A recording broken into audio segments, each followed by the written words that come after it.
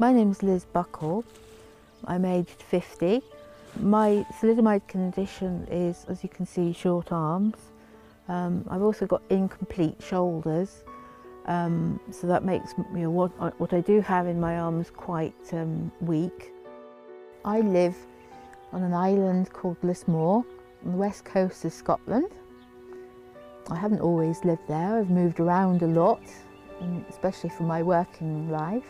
My career was 24 years working firstly in the conservation world, giving conservation advice and assessing land management situations. And then I went on to more special projects later on in my career. I moved around a lot, setting up and managing projects in different parts of the country.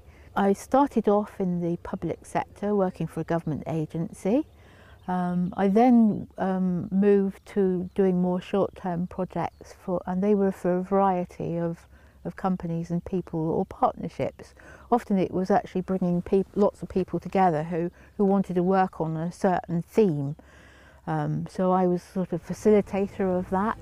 My working day would have been a mixture of perhaps going out on the site, walking the land, finding out what it needs, talking to a farmer or somebody who was going to do something, like build a new development on it.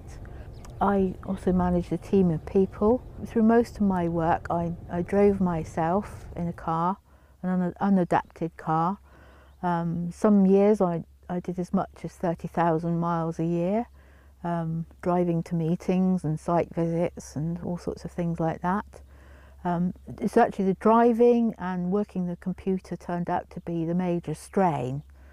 And as time went on, that became more and more physically demanding of me. I actually got very, very sick. My back pain was extraordinary.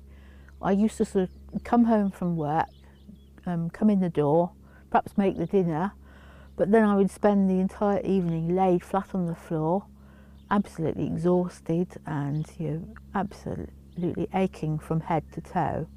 I was taking a lot of painkillers, and I was often physically sick by the end of the day because I was reacting badly to all these painkillers. So I knew I was struggling in those last few years particularly, but I wasn't quite sure why. And I started discussing this issue with other thalidomiders and the people in the Thalidomide Trust.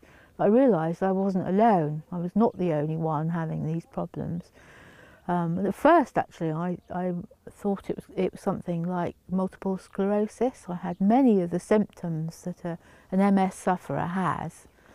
But in fact, it's turned out to be wear and tear symptoms, common to all of us thalidomiders.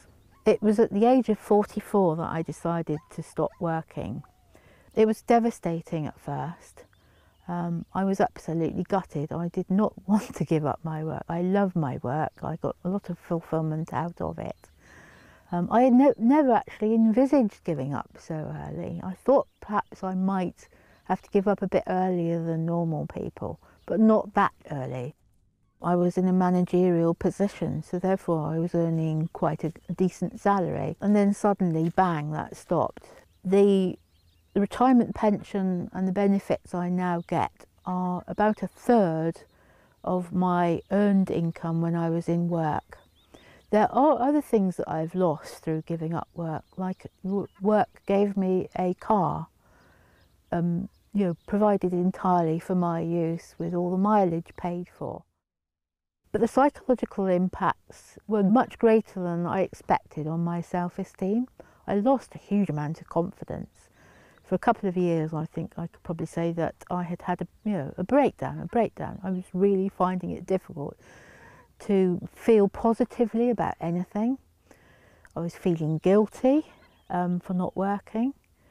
People were saying, "Oh, come on, Liz, you've done lots of great things. You shouldn't feel guilty now." But I did, and I felt as though I had to sort of constantly justify my existence.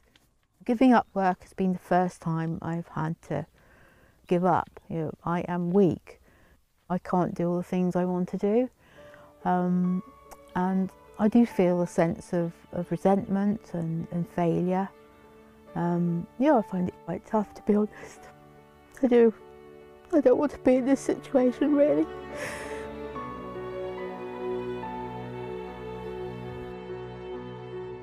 Now I've got more time to myself.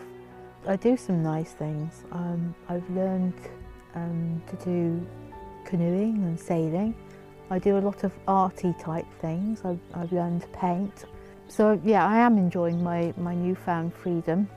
I guess I would have just liked to have had the choice of you know, directing when that would have happened rather than my body telling me when I had to stop, and doing it in such a violent way, really.